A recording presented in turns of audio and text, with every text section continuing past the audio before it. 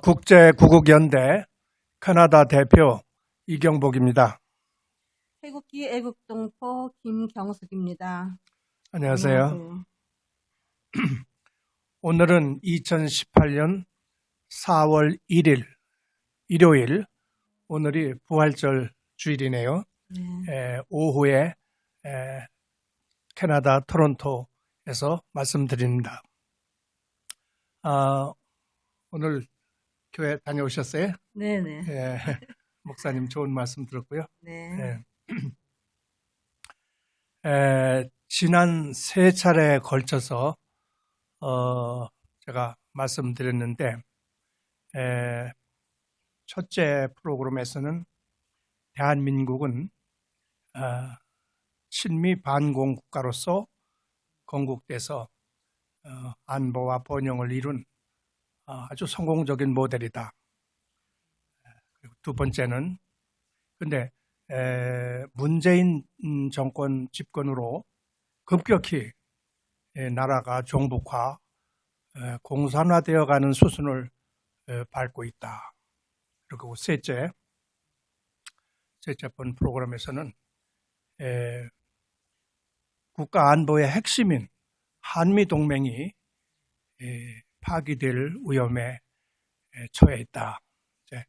이런 얘기를 드렸는데,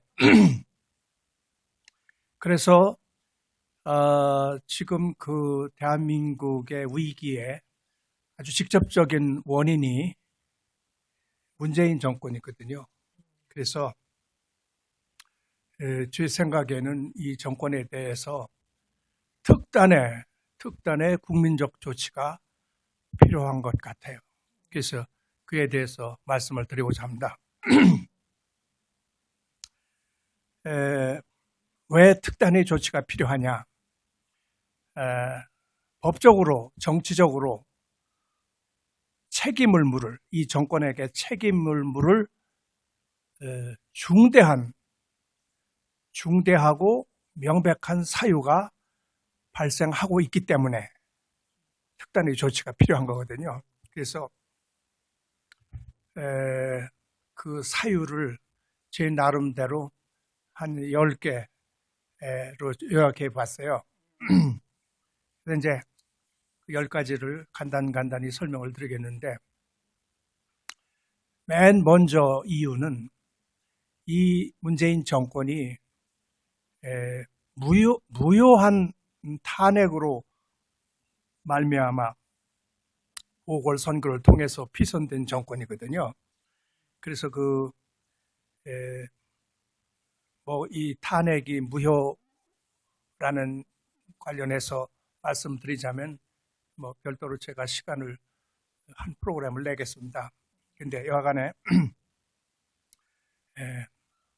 영어로 void, 원천무효. 물론 현실적으로 not voidable, 취소할 수가 없어요. 현실적으로는. 그러나, 명백히 이것은 void, 원천무효한 탄핵이고, 그로 인해서 발생한 보궐선거로 했기 때문에 정당성이 없다, 그런 얘기죠. 그렇게 하고, 그래서 이제 그렇지만 선거를 해서 뽑긴 뽑았죠.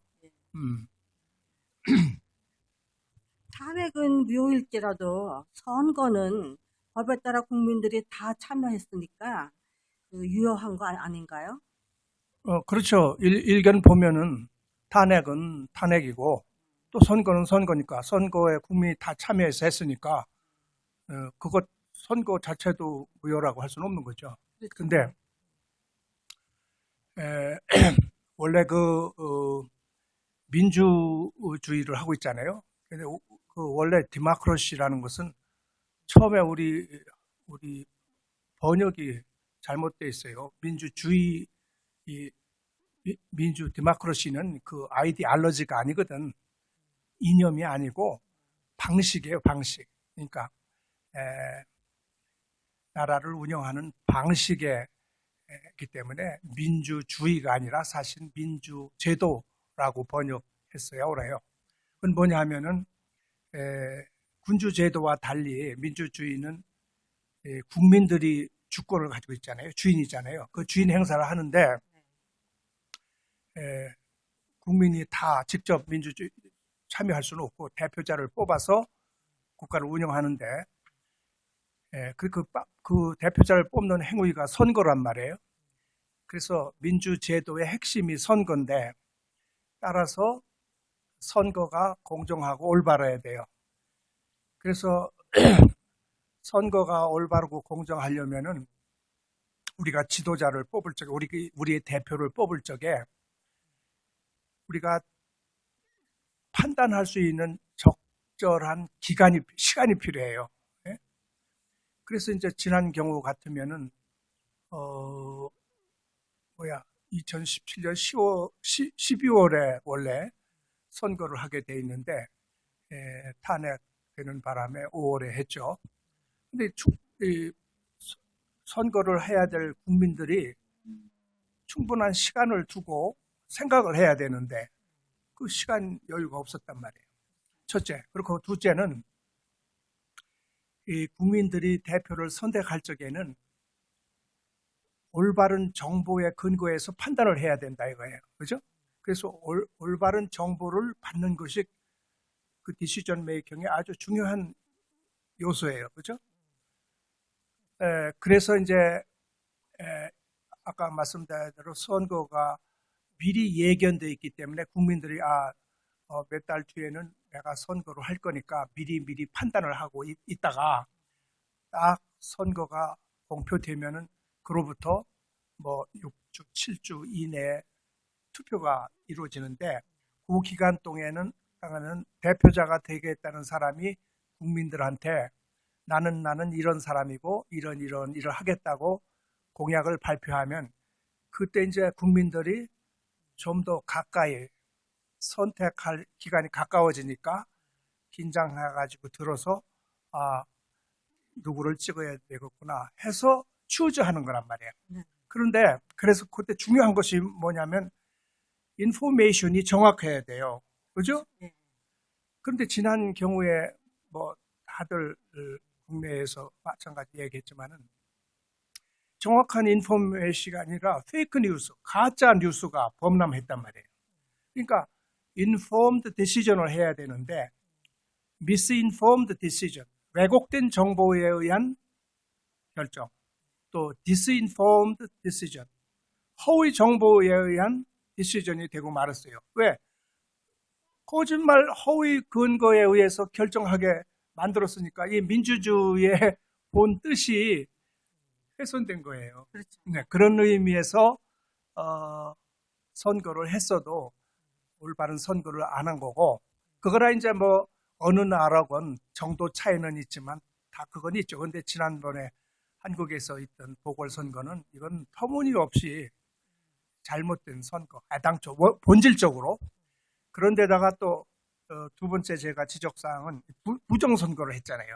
네. 그러니까 사전 선거에서 투표용지는 비투표지라고 하죠. 선거 당일날 한 거는 A 투표지인데 그 비투표지에 투표한 그 투표지를 바꿔치기 했잖아요. 그래서 투표함이 개표할 적에는 다른 걸로 바꿔치기 했잖아요. 네, 그 증거가 다 증거가 나왔죠. 났죠. 예. 그것이 얼만큼 광범위하게 했는지 모르지만 그러나 명백하게 그 증거가 나왔거든요. 그러면 그 부정선거 했다는 얘기라고. 그래서 그나마도 또 부정선거를 했다 이거죠. 그 다음에 또 셋째 번 지적하고 싶은 것은 이게 보궐선거였잖아요. 자녀 임기에 필요한 지도자를 뽑은 거라고. 그러면 자녀 임기가 끝나면은 다시 뽑아야 되거든요. 해요. 네, 예. 맞아요. 예, 법리적으로 그렇고 그것이 특별히 더 문제가 되는 것은 이번에 뭐 개헌안 나왔다고 그러는데 그 개헌안 부칙에 지금 현재 문재인의 임기가 2022년 5월까지라고 했어요. 그건 뭐냐면 22년 5월까지가 아닌데 아니죠. 그걸로 하자는 반증이란 말이에요. 아니 그 말을 할 필요가 없잖아요. 정상적인 임기가 원래 2022년이면은 그 얘기를 할 필요가 없어요. 그런데 그 얘기를 개헌안에 넣는다는 것은 아니기 때문에. 아니기 때문에 그렇다는 얘기예요. 맞아요. 그래서 임기도 불법 임기고 네. 또 대통령이 되고 나서 그 건국을 부인하잖아요. 1948년 8월 15일 대한민국 건국을 부정하잖아요. 네. 그럼 대한민국 대통령이 아니라는 얘기라고. 어디 딴 나라 대통령이야 이게. 그렇잖아요. 맞습니다. 그렇게 하고 네. 또 이 국가의 3대 요소가 국민, 영토, 주권입니다. 그래서 주권 행사라는 것은 굉장히 중요한 요소인데 안보 주권을 스스로 포기하잖아요. 무슨 얘기냐면 중국한테 가서 산불 정책, 예? 뭐 사드를 추가 배치 않는다든가, 뭐 이 미사일 방어 체제에 협력하지 않는다. 이것은 자기의 주권 행사를 스스로 포기하는 행위라고. 이건 안 되죠. 이게 탄핵감이죠. 그게 다섯째고 여섯째는 또 우리 헌법에 대통령의 임무가 명백히 규정돼 있어요. 자유통일을 자유통일을 위해서 노력을 하게 돼 있거든. 근데 베를린 가가지고 뭐 신베를린 선언이라는 걸 해가지고 자기는 통일 안 하겠다는 거야. 그러면 대통령이 헌법적으로 해야 될 임무인데 안 하겠다고 하잖아요. 그거는 대통령으로서 자격이 없는 거죠. 그런데다가 며칠 전에도 뭐 그랬다. 남북이 함께 살든 따로 살든 이게 무슨 어떻게 되든 상관없다는 얘기예요? 함께 살든 따로 살든 관계없다? 이건 대통령을 우리가 뽑을 적인 그런 대통령 뽑은 게 아니거든. 그렇게 하고 그리고 우리가 추구하는 것은 오직 평화다 이거지. 통일이 자유통일이 되건 안 되건 상관없이 우리가 추구하는 것은 오직 평화다. 적화 통일돼도 좋다는 소리죠. 평화도. 글쎄 평화도 우리로서는 두 가지 의미가 있거든. 하나는 우리가 말하는 자유통일, 그러니까 국민이 자유롭게 해방되는 그 자유통일, 리버럴 피스가 있고, 하나는 공산통일, 제가 이름을 붙인다면 토탈리테리언 피스예요. 전체주의적 피스. 그러니까 이게 어떤 평화를 원하느냐, 오직 평화라고 하는데 그 오직 평화가 지금 하는 행태를 보면은 이게 적화 통일도 좋다는 것 같아요. 그런 의미죠. 예. 그래서 오직 평화라면은 오직 평화만, 그러니까 통일은 자유통일이고 되고 관계없이 평화만 있으면 되는데 그 평화가 리버럴 피스가 아니라 토탈리테리언 피스라 이거죠. 그렇게 하고 또 일곱째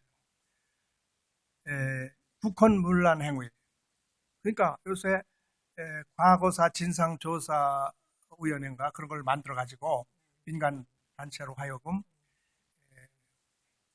국가 기밀에 접근시켜 가지고 소위 적폐청산이라는 이름으로 문제가 있는 것을 검찰에 리포하면은 검찰이 수사하잖아요.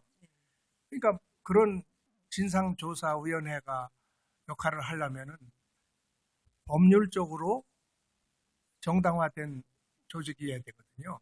그런데 법에 그런 근거가 없는 민간 조직으로 하여금 그런 일을 하고 있다고요. 이게 북한 문란 행위죠, 그게. 그래서 그게 적폐청산이라고 하는데 그 내용을 보면은 그 선거 때 보수는 괴멸시켜야 된다. 어떻게 사회의 일정 부분을 괴멸한다고 합니까? 근데 그게 꼭 하는 짓이 공산주의자들, 우리 빨갱이라고 하죠. 빨갱이들이 자기와 뜻이 안 맞는 사람을 반동이라고 해가지고 반동분자로 축정하는 거나 똑같이 하고 있어요. 그런 경우에 반동분자가 무슨 뜻이죠? 반동. 반동. 영어로 리액션이라고 하는데 공산주의자들이 혁명을 하잖아요. 네. 혁명을 하면은 혁명에 반대하는 세력이 있을 거 아니에요. 그러니까 혁명하기 전에 체제를 옹호하거나 이런 사람은 자기들한테 걸림돌이 되잖아요. 그래서 그거를 이제 반동 분자라고 하죠.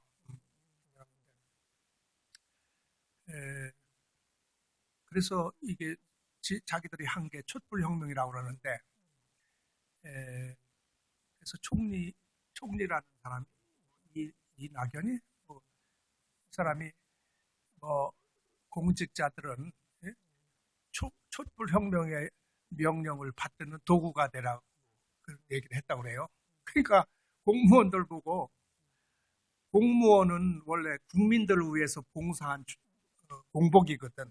근데 그 사람들한테 이제 촛불혁명 명령을 받드는 도구가 되라는 거야. 이런. 그렇게 하고, 엊그제는 또 국회에서 KBS 사장 청문회를 하는데, 신모라고 하는 그 더불어당인가 이놈이 이런 개혁 저항 세력은 옷을 벗겨서 집으로 보내라고. 그러니까 또 신경민 의원 그렇게 말했어요. 그래서 이놈이 또 그런다고 또 하더래. 그러니까 이게 맞으면 이 빨갱이들이 반동 분자 취급하듯이 자기들하고 뜻이 안 맞는 사람을 그렇게 숙청하는 일이 벌어지고 있어요. 이게 참 그래서 그 신재철 국회 부의장이 이게 국헌문란 행위이기 때문에 내란죄에 해당된다. 그래서 야당으로 행동에 나서라고 그렇게 한 적이 있죠. 그렇고 또 하나 중대한 일들 중에는 엊그제도 잠깐 언급했지만은 소위 개헌 시도인데, 이게 말하자면 국가의 정체성과 국채, established 시스템을 이렇게 훼손하는 헌법 개정을 하려고 하거든요. 그 나라를 망하게 하려면요, 전통적으로는 군사적 방법으로 뒤집거든요. 군사적 방법으로. 그런데 지금은 군사적 방법보다는 비군사적 방법으로 나라를 뒤집는 게 더 쉬워요. 예를 들어서 사이버 어택을 한다든가, 지금은 다 시스템이 전산화되어 있잖아요. 그걸 깡그리 무너뜨리면은 올 스톱되잖아요. 국가 그런 식으로 한다든가, 지금 개헌을 통해서 나라를 망하게 하는 방법인데, 그러니까 전쟁을 통해서 하는 건 무기를 통해서 하는 거고, 이 헌법을 고쳐서 나라를 망하게 하는 것은 펜으로 하는 거예요. 펜으로 나라를 망치게 할 수 있는 거예요. 그래서 이게 다 개헌 시도가 제가 볼 적에는 명백히 이적 행위이고 여적 행위예요. 제가 볼 적에. 이적 행위와 여적 행위는 어떻게 다른가요? 글쎄 우리 말로 하면 그 말이 그 말 비슷한데. 이하고 여하고. 근데 이제 이적은 적한테 이로운 행동을 하는 거. 쉽게 말하면 예를 들어서 우리가 북한군 모병을 해서 북한군에 입대를 시킨다. 적군에 들어간다 이 말이죠. 그런 경우거나 적에게 시설을 제공한다든가 또 물자를 제공한다든가 여하간에 적의 군사적 이익에 부합되는 일을 하는 것을 그걸 이적 행위라고 하고, 여적 행위라는 것은 비슷하지만은 적과 합세해가지고 군사적으로 합세해가지고 우리나라에 대해서 항적하는 거예요. 우리나라에 대해서. 지금 그러니까 문재인이 하고 있는 그런. 그렇죠. 그러니까 이게 군사적인 방법으로 항적하는 건 아니지만 내용적으로는 아까 펜으로 하고 그렇죠. 그렇죠? 이것은 분명한 항적 항위인데 그래서 특히 이제 또 이번에 남북 회담 한다고 하는데 거기서 중요한 내용이 얼마 전까지도 북핵 관련해 가지고는 일괄적으로 미국과 북한이 일괄적으로 핵 폐기하는데 합의토록 이렇게 자기가 중재를 하겠다고 그랬잖아요. 근데 이제 김정은이가 중국에 가가지고 no, 그게 아니라 단계적으로 동시적으로 하겠다. 그러니까 이게 덩달아서 이제 또 문재인이도 단계적 동시적으로 하는 것이 합리적인 그러니까 김정은이 편을 드는 거예요. 속임수예요. 속임수고 네. 아까 지금 금방 얘기했죠. 이적 네. 행위고 또 사실 종전 선언을 하겠다고 그러잖아요. 이번에 남북 들끼리 만나가지고 그러면은 그것이 종전 선언이 결국 미북 평화 협정으로 되고 그것이 이제 결국은 주한미군 철수, 한미동맹 파괴. 그러니까 그런 형태로 몰고 갈 거니까 이게 반역 행위거든요. 그러니까 단적으로 말해서 이 나라를 공산화로 끌고 가는 수순을 밟고 있는 것 같아요. 공산화로 통일을 하는 거죠. 어, 공산화 통일을 기획하는 것이라면 사실상 반역에 해당하는 그 여적죄가 되겠네요. 여적이죠. 예. 지금 얘기한 대로 여적죄인데 여적죄도 무슨 다른 그룹이 예? 반란 그룹이 여적을 하는 게 아니라 이 나라의 최고 통수권자가 대통령. 여적을 한단 말이에요. 예. 그래서 이런 경우가 역사적으로 한 예를 들자면은 아유, 기가 막힌 일입니다. 혹시 예. 저기 이태리 여행 가보셨어요? 들어봤어요. 거기 가면은 예. 베네치아, 베니스라고 있는데 그 해상 도시죠. 근데 곤돌라 타고 노래도 부르고 이제 낭만적인 도시인데 거기에 가면은 이렇게 옛날 정부 청사가 미음자로 된 게 있어요. 네, 아주 모양이 괜찮아요. 그게 굉장히 역사적으로 저기, 우리가 참고해야 되는데 그게 14세기 1300 몇 년인가 그때 당시에 그 베니스 공화국이었대요. 예. 군주국가가 아니라 예. 집단 지도 체제지. 근데 그걸 하다가 그러니까 최고 집정관이 독재를 하고 싶거든.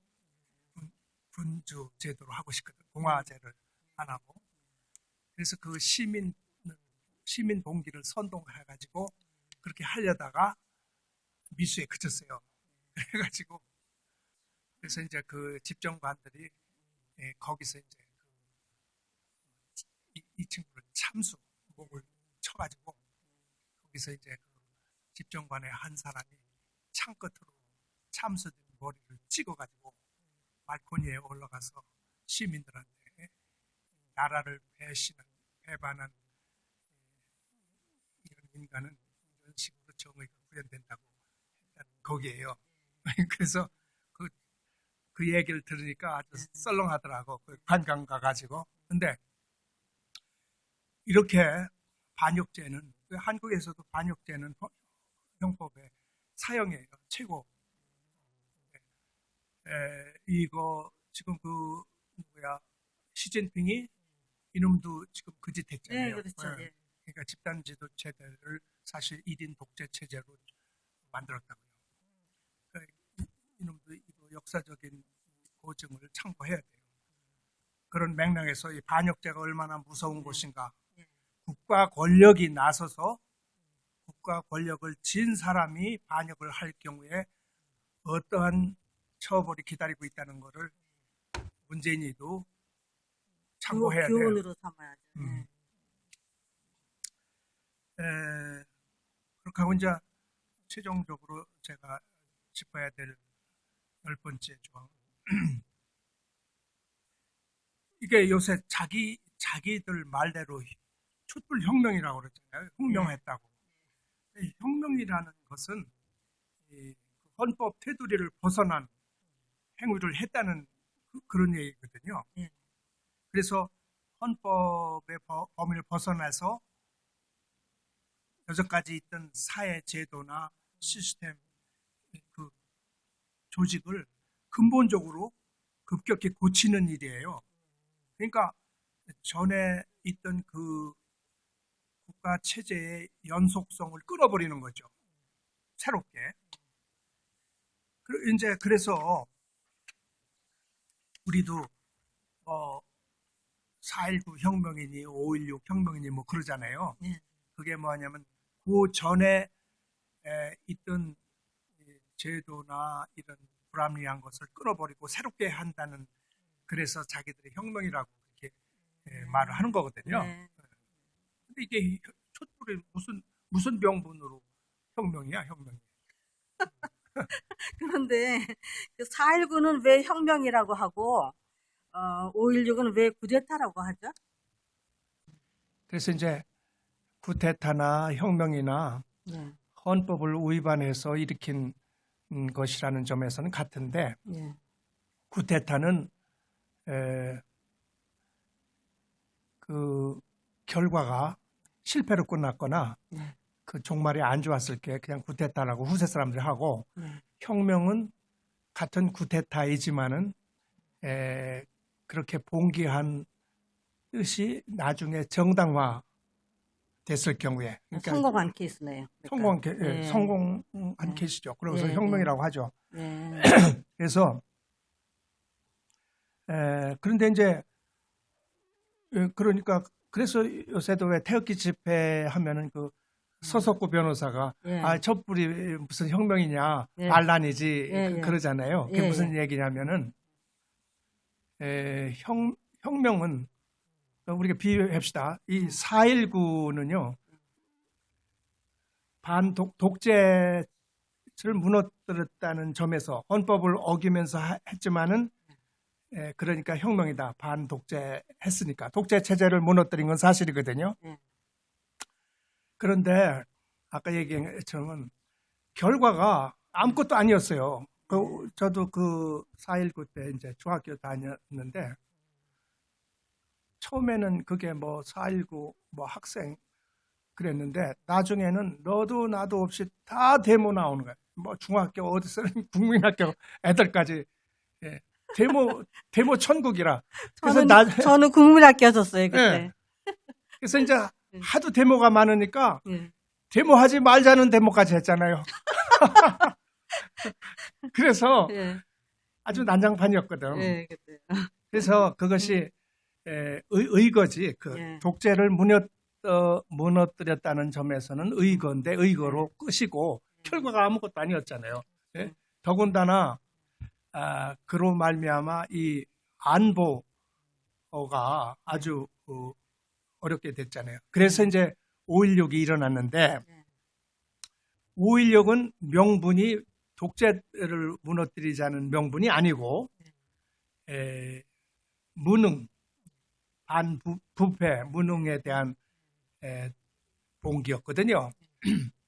그러니까 보통 사람들이 생각하기에 독재 반대해서 봉기한 것은 그게 혁명이라고 불러도 좋을 만큼 좋은 것인데, 무능한 거 가지고 봉기를 하면은 그거는 쿠데타다 이렇게 생각을 하고 있거든요. 근데 그게 잘못된 게 뭐냐면, 무능도 무능 종류에 따라 달라요. 그냥 뭐 잘 살지 못하게 정치를 했다, 그런 무능하고, 안보 무능은 이것은 독재보다 더 나쁜 거예요. 퇴치해야 될 일이에요. 지금 전쟁 중인데 독재를 했다. 그 독재 자체가 좋은 건 아니에요. 그러니까 독재를 반대한 거 오케이. 그러나 교전 중에 있는 국가에 안보 무능이 있잖아요. 예. 그럼 잡혀 먹히는 거 아니야. 그렇죠. 이건 예. 독재보다 더 나쁘죠. 더 나쁘고 예, 예. 빨리 그것을 봉기를 통해서 처리를 해야 될 사안이거든. 그래서 이 5.16이 반무능인데 그것이 반안보 무능에 대한 봉기였거든. 그렇게 해서 실제 안보도 튼튼히 하고 또 구국 번영을 했잖아요. 결과가. 그러니까 5.16이야말로 혁명이거든. 예. 4.19는 의거로 끝나고 예. 5.16은 제가 생각하기에 따라서 그런 이유로 혁명이에요. 가장 훌륭한 혁명이었다고 우리 5,000년 역사에서. 왜? 이 안보를 무너지는 안보를 튼튼히 했고 보릿고개 없앴잖아요. 그래서 그런 점에서 5.16이야말로 혁명이고 요새 지들이 한 촛불혁명은 그 명분이 뭐냐고요. 명분이 뭐냐? 뭐 국정농단을 하는 거에 대해서 봉기를 들었다. 국정농단 한 게 뭐 있어요? 예? 지금 알고 보니까 아무것도 아니잖아. 예, 예. 그러니까 명분도 없고 그렇게 하고 태블릿 PC도 빈 깡통이잖아요. 그거 글쎄 다. 명분도 봉기한 명분도 없고 이제 지들이 혁명이라고 하니까 따져보자 이거지. 명분도 없고 결과가 뭐예요? 지금 사회주의와 공산주의화로 끌고 가고 있다. 나라를 망하는 길로 끌고 가고 있잖아요. 이게 무슨 혁명이야. 반란이고. 그래서 서석구 변호사님 말씀이 맞네요. 그렇죠. 예, 맞는 반란이. 말씀이죠. 반란으로 집권한 반역 정권이에요. 한마디로. 예, 맞습니다. 그래서 제가 지금 10가지 조항을 얘기했는데 다시 되풀이하자면 짧게. 첫째, 원천무효한 탄핵으로 보궐선거를 했기 때문에. 둘째, 부정선거를 했기 때문에. 셋째, 임기가 끝나게 불법 임기를 지금 하고 있기 때문에. 넷째, 국가 정통성을 부인하잖아요. 대한민국 건국을 부인하잖아요. 다섯째, 주권 포기, 안보 주권을 포기하고 있잖아요. 여섯째, 대통령으로서 마땅히 해야 될 책무, 자유통일 의지가 없잖아요. 적화 통일하려고. 오히려. 그 다음에 국헌문란 행위로 법치를 파괴하고 있잖아요. 그 다음에 여덟째, 개헌이라는 것을 통해서 국가 정체성과 국책을 변경하려고 하잖아요. 그 다음에 아홉째, 지금 남북회담을 통해서 즉 사실상 공산화, 중립화 하려고 있잖아요. 또 열째, 지금 금방 얘기했듯이 국가의 계속성을 끊고 자기들이 혁명, 즉 쿠데타, 불법 쿠데타를 했다고 스스로 자인하고 있잖아요. 그러니까 불법 쿠데타면은 우리가 진압해야 될 국민적 의무가 있거든. 그렇죠? 그런데 자, 이건 분명히 불법이고 쿠데타인데 따라서 진압해야 될 대상인데 지금 방법이 없잖아요. 방법이. 그러니까 이게 국가 권력에 의해서 중대한 위헌 행위를 하고 있는데 법적으로 어떻게 할 도리가 없잖아요. 그럴 경우에 있는 일이 뭐냐면 국민 저항권, 그러니까 right of resistance, right of revolution이라고 하죠. 이게 혁명뿐이 없어 이게 맞으면은. 그래서 그거를 해야 된다. 저는 그렇게 생각하는 거죠. 그럼 국민 저항권은 헌법에 보장된 내지 허용된 권리인가요? 명문된 규정은 없어요. 그런데 이제 지금 말씀드렸다시피 이게 나라를 망하는 길로 가고 있단 말이에요. 명백하고 중대하고 어떻게 법적으로 할 도리가 없을 경우에 이것은 법 이전의 권리라고. 법 이전에. 그러니까 predating written constitution. 법이 정하기 이전의 자연법이에요. 그렇잖아요. 이거는 법으로 될 일이 아니거든. 예. 그렇게 하고 둘째는 헌법상에 이게 허용된 일이냐 아니냐는 문제를 구태여 찾아보자면은 우리 헌법 전문에 3.1운동 정신, 4.19 정신 뭐 이런 게 있어요. 예. 그럼 3.1운동 정신이 뭡니까? 이 구국 정신이거든. 네. 그렇잖아요? 예. 이게 나라를 위해서 나라를 위해서 국민들이 일어나야 될 일이고, 뭐 4.19 정신도 뭐 불의에 항거한 정신 아닙니까? 그러니까 명시적인 헌법 조항은 없다 하더라도 뭐랄까 함축적으로 해야 되는 일이죠. 그래서 조금 아까 5.16 얘기도 했지만은 지금 상황을 보면은 딱 5.16 혁명이 일어나야 될 정당성이 필요한 시점 같아요. 그래서 제가 며칠 전에 그 5.16 혁명 공약을 한번 떠들어 봤어요. 근데 아주 제가 새삼스러운 걸 느꼈는데 한번 제가 읽어볼게요. 예.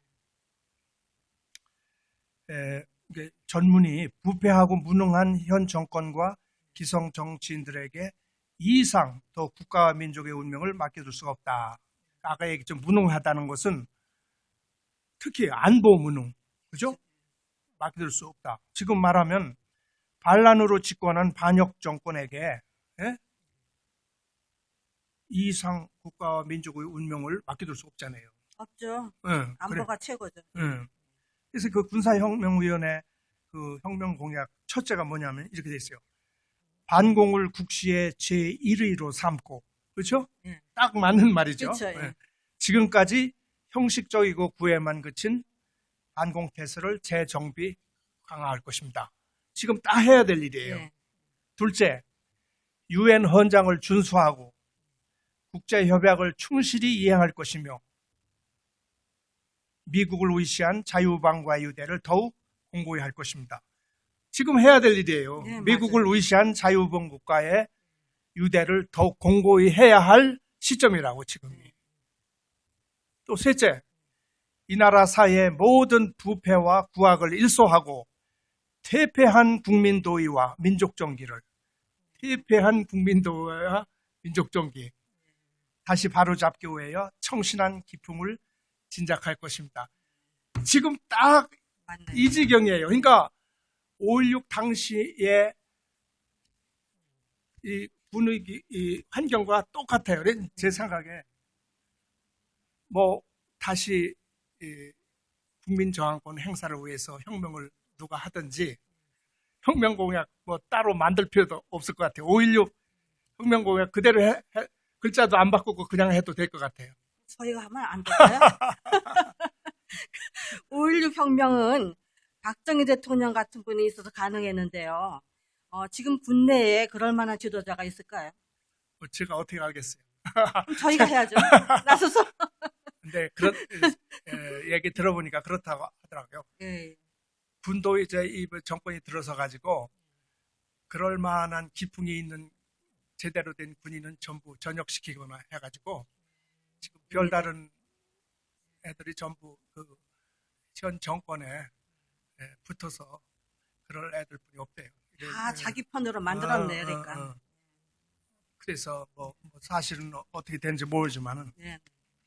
그래서 군에 큰 기대를 못할 것 같다고 그러고 요즘에 이제 좀 학생들이 조금 대학교 학생들이 정신을 차리는 것 같고 교회도 조금 이제 변화하는 것 같고 특히 이제 그 태극기 애국 시민들은 아주 근데 젊은 사람들이 아니고 나이 든 분들이 참 하는데 어쨌거나 그분들이 그 명맥을 이어가고 있고 또 이게 어떤 의미에서는 어머니들이 나서야 될 일이에요.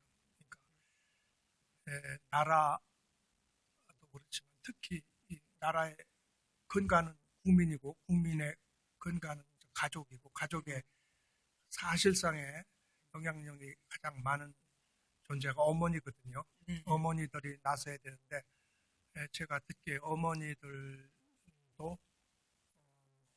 나서려는 움직임이 있다고 그래요. 그래서 왜냐 이제 이거 이러다간 큰일 났다는 위기감이 이제 느껴지는 것 같아요. 그래서 국내에서 해야 될 일이지만 또 우리 해외 동포들도 해야 될 책무가 있어요. 그건 뭐냐면 우리가 직접 나서서 뭐 국민 저항권 행사를 못하지만은 우리가 특히 이승만 박사께서 옛날에 독립운동 하셨을 때 미국에서 하셨잖아요.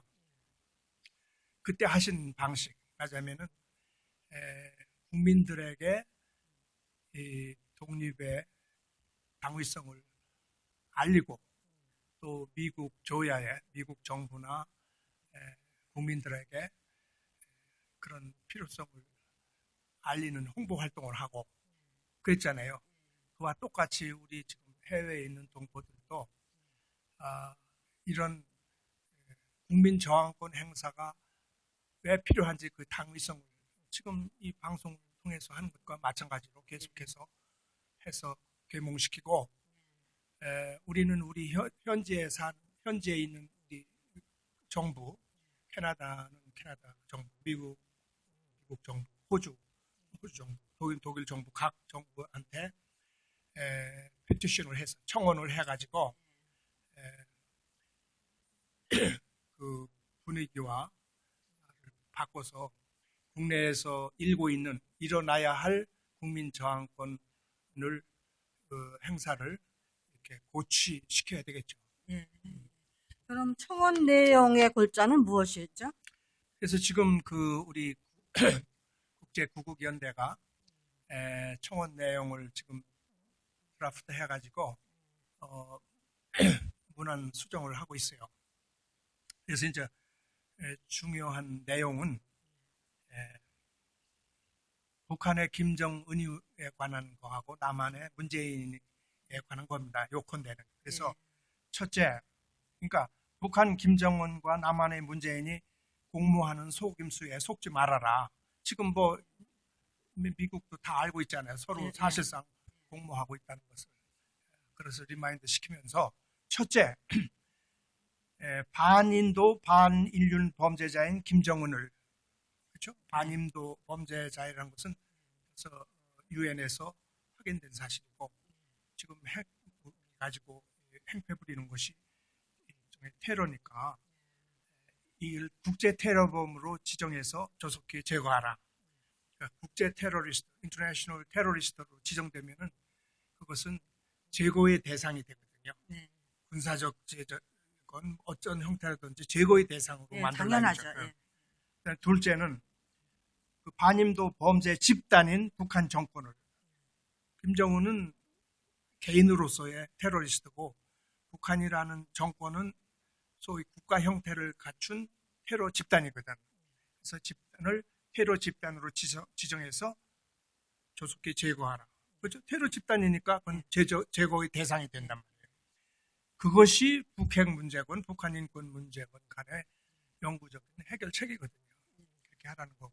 셋째는 북한의 김정은에게 부역해서 한반도 자유통일의 장애물이 되고 있는 문재인 정권의 정통성을 더 이상 인정하지 말라. 대통령으로 인정하지 못할 이유가 아까 제가 쭉 말씀드렸잖아요. 이미 자격이 없죠. 트럼프 대통령의 내심으로는 사실상 인정을 안 하고 있어요. 내심으로는. 다 알고 있죠. 그러나 오피셜리는 안 돼. 이제 오피셜로, 디플로매티컬리, 외교적으로 너는 대한민국 대통령이 아니야. 내가 볼 적에. 라고 공개적으로 하라 이거지. 그렇게 하고 따라서 원천무효인 탄핵으로 파면돼서 그 정치 재판을 받고 있는 박근혜 대통령을 석방하도록 외교적 압박을 가하라. 그렇죠? 저희가 하고 있는 일이죠 지금. 그다음에 이제 미국의 안보 위협이 되고 있는 반미 종북자들에 대하여 입국을 금지하라. 이 종북 반미를 하면서 미국에 드나들면서 지들 자식들은 자 미국에서 유학 보내고 하잖아요. 그렇죠. 이런 놈들을 아주 입국 금지시키라 이거지. 그렇게 해야 돼요. 네. 예. 그래서 이제 그런 내용으로 청원을 하려고 하고, 이 청원서가 미국, 카나다, 호주, 독일, 브라질, 아르헨티나, 세계 각국의 태극기 애국 세력과 연대해가지고 세계적인 운동으로 벌리려고 합니다. 그래서 이제 쉽게 말하면 오늘 할 내용은, 지금 문재인 정권이 반란으로 집권한 반역 정권이거든요. 그래서 이 정권을 하루속히 리무브, 그러니까 없애버려야 되는데, 그래서 이제 한반도 문제가 어떻게 보면은 김정은이와 문재인이 문제가 되는 거거든요. 그래서 어떤 사람이 그러더라고. 지금 핵 문제, 김정은은 핵을 놓지 않는다. 핵보다 더 무서운 것을 만나기 전에는. 핵보다 더 무서운. 그 핵보다 더 무서운 게 그럼 뭐예요? 제가 알면은 예. 어떤 분 말씀이시죠? 시청자 여러분의 숙제고, 예, 예. 또 마찬가지로 예. 문재인은 김정은을 놓지 않는다. 김정은보다 더 무서운 것을 만나기 전에는.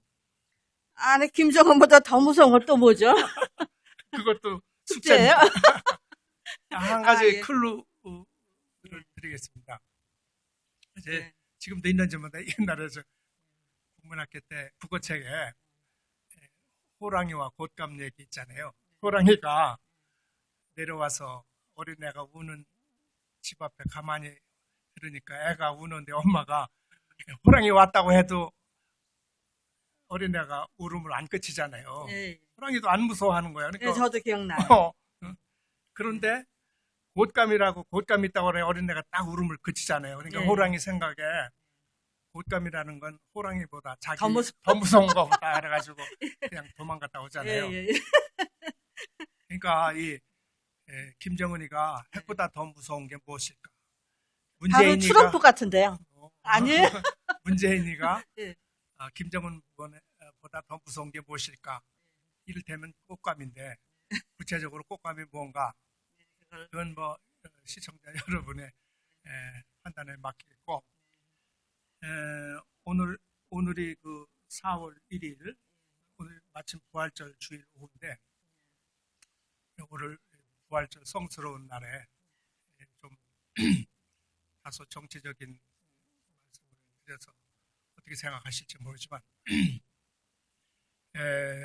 저는 그래요. 부활이라는 게 뭐냐. 이 속세적인 눈으로 볼 적에는 예수님이 십자가에 못 박혀 죽으셨잖아요. 근데 인간적으로 실패거든요. 그죠? 마귀한테 패배한 거예요. 그런데 장사한 지 사흘 만에 죽은 자 가운데서 다시 살아나셨잖아요. 예. 이것은 뭐냐면 못 박혀 죽은 것이 끝이 아니다. 다시 부활하셨잖아요. 다시 이제 승리하신 거거든요, 결국. 그래서 지금 우리 악이 비록 성하여도, 우리 찬송가에 악이 비록 성하여도 우리가 부활을 꿈꿔야 돼요. 부활이 분명히 승리할 거다. 그래서 악이 비록 성하여도 진리 더욱 강하다. 진리 따라 살아갈 때 어려움도 당하리. 우리 어려움 당하죠. 그러나 아무리 우리 가는 그 앞길에 어두운 장막이 덮쳐도 끝내는 하나님이 함께 계셔 항상 지켜주시리.